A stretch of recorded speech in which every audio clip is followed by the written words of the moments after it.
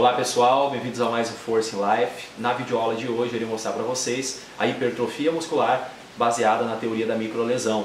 Lembrando que existe aí, por exemplo, outras teorias como a teoria biomolecular do processo, que envolve aí fatores diretamente moleculares para estar havendo aí a regeneração do músculo ou a recuperação dele. Apesar de ser um processo muito complexo, independente da teoria que você for explicar o processo da hipertrofia, na videoaula de hoje eu irei explicar somente a teoria da microlesão, que por via de regra, na minha opinião, bem interessante também o fenômeno. Basicamente o que acontece?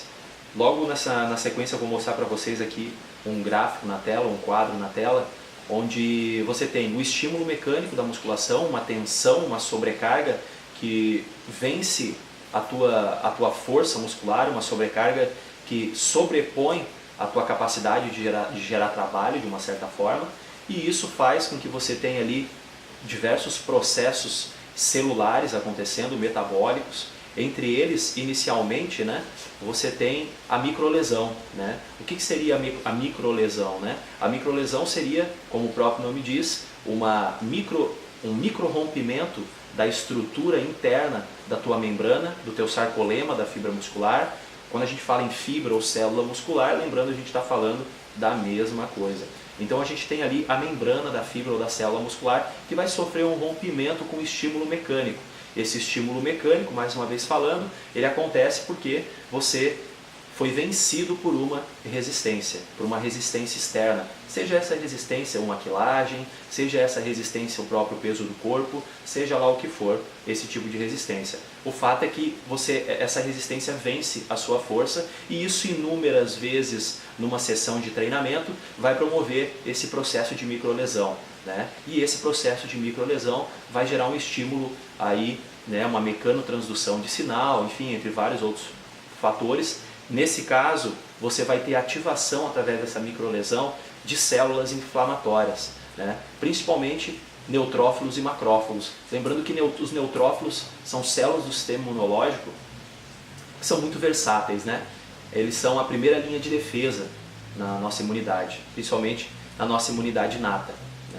Então, você vai ter essa ativação de neutrófilos e macrófagos, e quando você tem essa ativação dessas células imunológicas, que são fagócitos, lembrando que fagocitose é a capacidade que uma célula tem de trazer para dentro de si partículas sólidas. Então, o neutrófilo e o macrófago, eles realizam a fagocitose, ou seja, eles englobam partículas que naquele momento, naquele ambiente intracelular, está causando algum dano. Então você vai ter esse processo. Você tem então a microlesão através do treinamento vai gerar o quê? Uma ativação dessas células imunológicas, neutrófilos e macrófagos, que vão fazer lá a limpeza, fagocitose e a limpeza, entre aspas, desse ambiente ali intracelular. E essa limpeza que vai estar ocorrendo vai fazer com que os seus neutrófilos e macrófagos ativem também outras células. Para quê? Para você regenerar aquela fibra, que são as células satélites. Principalmente, você vai ter os macrófagos, por exemplo, eles têm uma capacidade muito interessante de sinalizar fatores de crescimento. Por exemplo, IGF-1.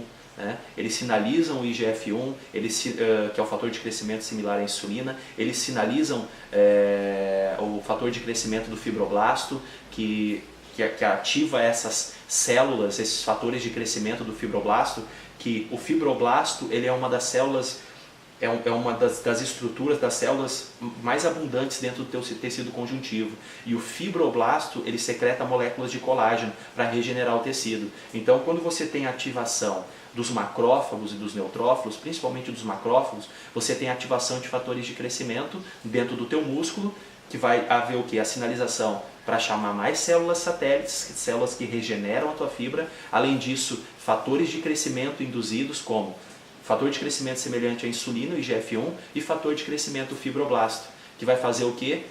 Ativar mais os fibroblastos para você ter mais a regeneração, porque os fibroblastos secretam moléculas de colágeno.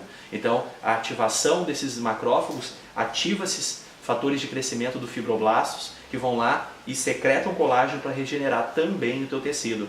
Além de que você tem através desses neutrófilos e macrófagos, você tem uma sinalização, pois você teve um aumento da temperatura muscular, né? Você teve a ativação também de óxido nítrico local no endotélio vascular, e isso vai fazer com que você gere todo um ambiente metabólico para que você gere essa reconstrução, essa regeneração da fibra. O principal que você tem que saber aqui, exatamente como está agora nessa imagem na tela de vocês, é a seguinte: você tem o dano muscular, linha Z, miofibrilas, sarcolemas, túbulos T, que são estruturas internas da fibra. Você tem a ativação ali dos neutrófilos e macrófagos, que vão fazer o que? A regeneração do tecido. E automaticamente esses neutrófilos e macrófagos, né, vão começar a secretar fatores de crescimento, né? Quem são esses fatores de crescimento? A gente tem IGF-1, você vai ter óxido nítrico, você vai ter TNF-alfa, interleucina 6, fator de crescimento do fibroblasto, que secreta moléculas de colágeno para poder regenerar o tecido. Então, resumindo de novo, os neutrófilos vão ativar o quê? Vão levar à ativação de interleucina 6, TNF-alfa, IGF-1, fator do crescimento do fibroblasto para regenerar o teu tecido através da secreção de moléculas de colágeno, e a secreção de óxido nítrico também, que vai gerar ali uma vasodilatação para aumentar o calibre do vaso e automaticamente aumentar a permeabilidade e chegar mais células imunológicas até o local da lesão. E você vai ter, através desses sinalizadores, eles vão sinalizar para quê? Para chamar os engenheiros para fazer essa regeneração, né? Os engenheiros, claro, entre aspas, são as células satélites. Essas células satélites, elas vão se diferenciar na tua fibra, que vão fazer a regeneração muscular. Quando essas células satélites se diferenciam entre elas, elas formam novos núcleos, mionúcleos. Quando essas células satélites se diferenciam entre as próprias fibras, entre as fibras musculares já pré-existentes, elas formam o quê? Uma nova actina e miosina. Certo? Então, quando elas se diferenciam entre elas, você forma um novo núcleo, um novo mionúcleo na célula. Quando as células satélites se diferenciam entre elas, você forma um novo núcleo. Quando as células satélites se diferenciam entre as próprias fibras, você gera nova actina e miosina. E essa célula satélite vai fazer o quê? A regeneração muscular. Então, olha lá, você vai ter então a proliferação e diferenciação das células satélites através desses mediadores químicos que eu falei para vocês, neutrófilos e macrófagos, que vão sinalizar para quem? Vão sinalizar para chamar mais células satélites através de quem? Interleucina 6, TNF-alfa, óxido nítrico, fator de crescimento semelhante à insulina e fator de crescimento do fibroblasto, que secreta moléculas de colágeno para regenerar o tecido. Tudo isso vai sinalizar as células satélites. Ok? Lembre-se que começou através dos neutrófilos e dos macrófagos, sinalizando através desses mediadores químicos que eu falei para vocês até agora, e depois, através disso, você vai ter o acionamento das células satélites. E isso gera hipertrofia miofibrilar. Você gera o quê?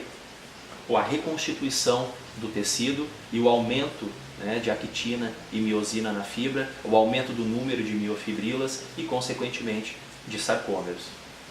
Galera, quando a gente fala em hipertrofia muscular, a gente está falando de um ocorrido muito complexo.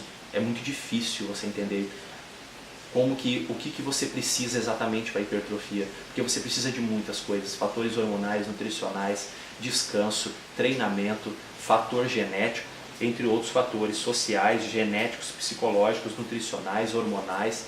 E tudo isso é muito difícil de você controlar se for com outra pessoa, até porque com você mesmo também já é muito difícil.